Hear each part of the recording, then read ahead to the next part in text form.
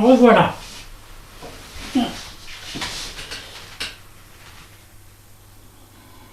1, 2, 3, et 10.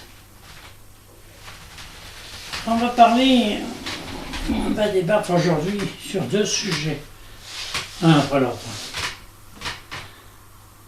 Prigojine et Pétain. Ah oui, je me souviens. Les deux ont eu du bien, du mal, j'en sais rien, mais ils ont fait l'histoire, hein.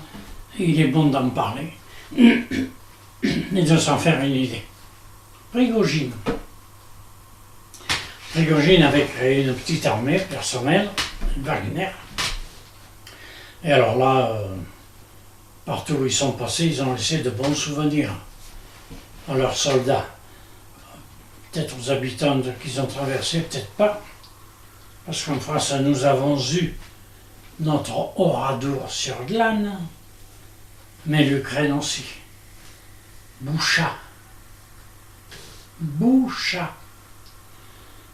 Comme un Oradour, ça a été un massacre. Une tuerie. Alors ce Prigojine, quand il a vu qu'en Ukraine, ça n'allait pas trop bien, il s'est branché sur l'Afrique.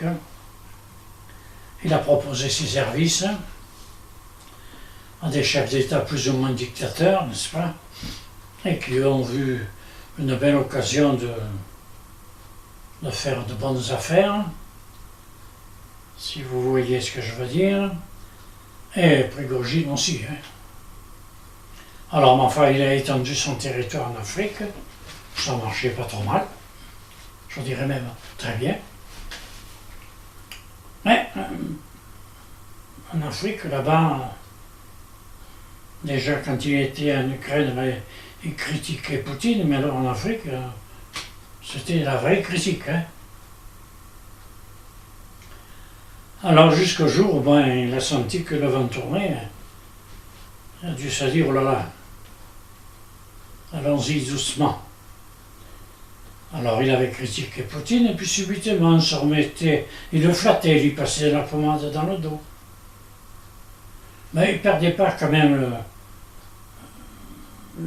il ne perdait pas de vue les bonnes affaires à réaliser auprès des chefs d'État africains.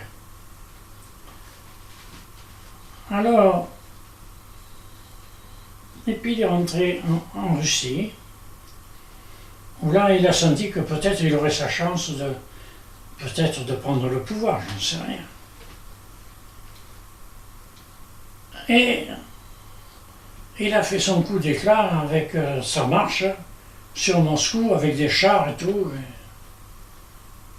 Mais jusqu'à une certaine limite rouge, la ligne rouge que lui ou Poutine avait tracée, on ne sait pas. Et c'est drôle, quand il est arrivé à cette ligne rouge, il a fait demi-tour. Et ce qui est drôle, c'est que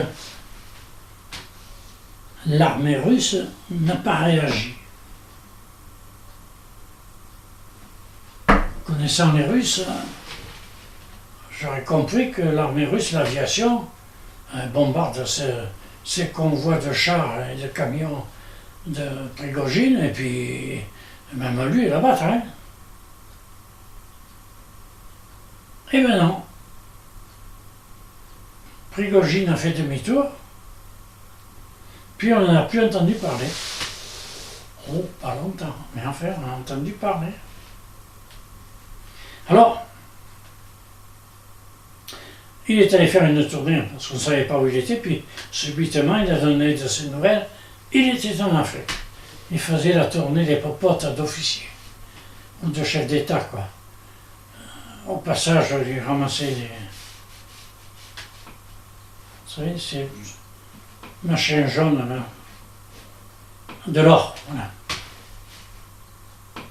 Et il a dû en ramasser pas mal. D'ailleurs, on ne sait pas où ils sont passés, ces lingots d'or. Et puis, ma foi, il a fait sa tournée, sa virée. Il a ramassé tout ce qu'il a pu. Et on l'a plus entendu non plus. Jusqu'au jour où il a refait surface en déclarant qu'il avait eu un contact avec Poutine et que, ma foi, ils allaient trouver à Saint-Pétersbourg, ils allaient se retrouver là-bas et ils allaient trouver une solution pour régler leurs problèmes de façon à ce que tout rentre dans l'ordre.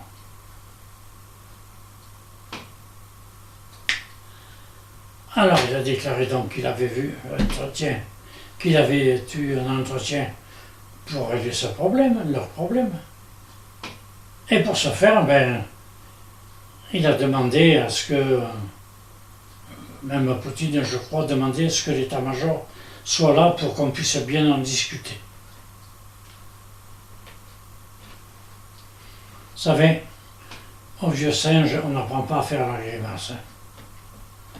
Alors, l'état-major est allé à Moscou, il a trouvé un avion appartenant à Poutine,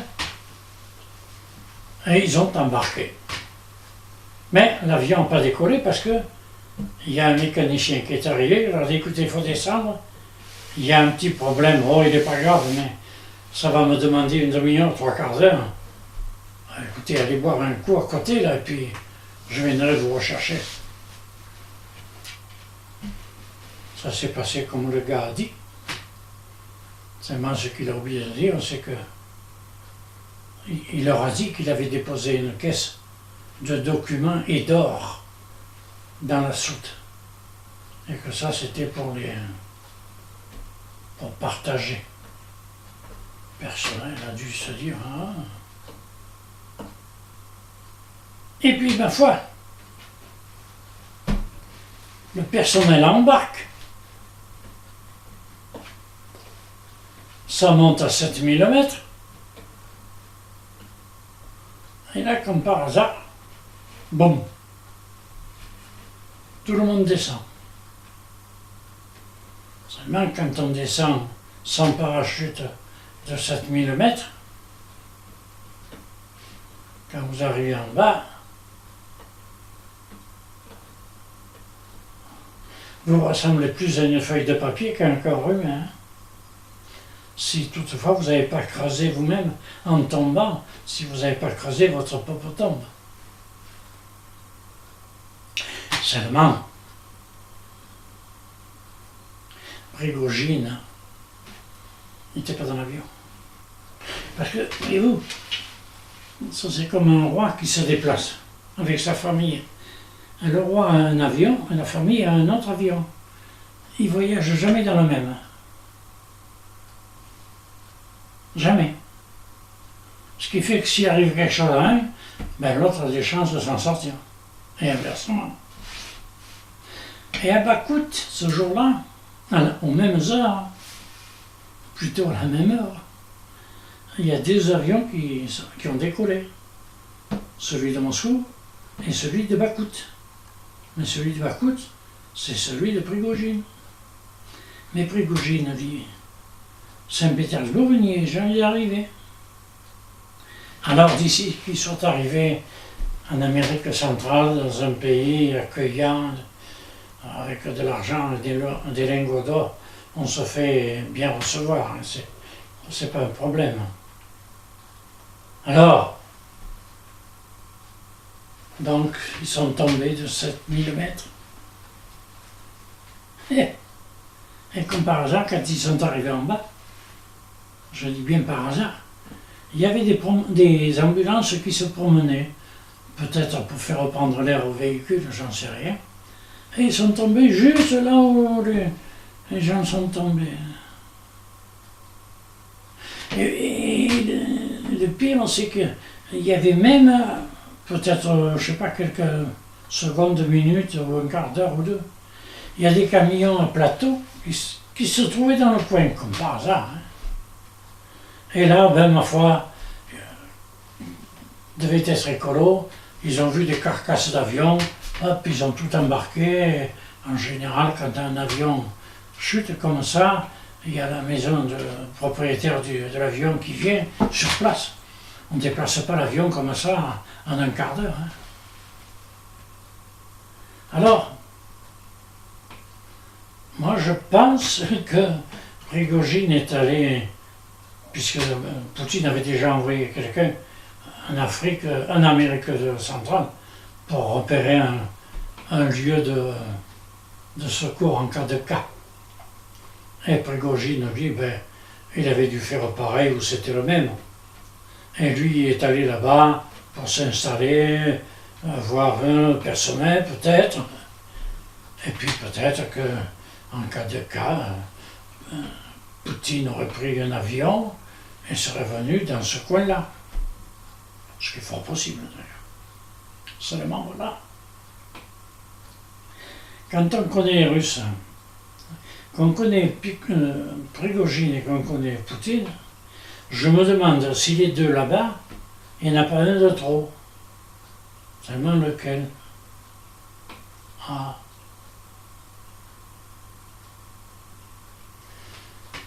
Je me demande si... Je ne vois pas lequel des deux pourrait rester. Parce que Prigojine, là-bas, comme il a passé déjà plusieurs mois, s'il voulait préparer quelque chose, il avait le temps. Hein. Et Poutine sera reçu avec les honneurs, bien entendu, jusqu'à la maison. Mais une fois à la maison, il n'est pas dit que...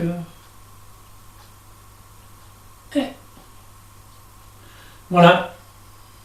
Alors pour moi, ce que j'aimerais savoir en plus, c'est que l'on ouvre le cercueil de Prigojine.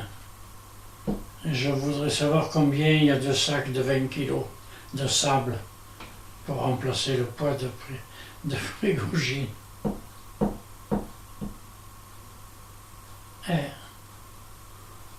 Je vous ai pas dit qu'on n'apprenait pas un vieux singe à faire la grimace.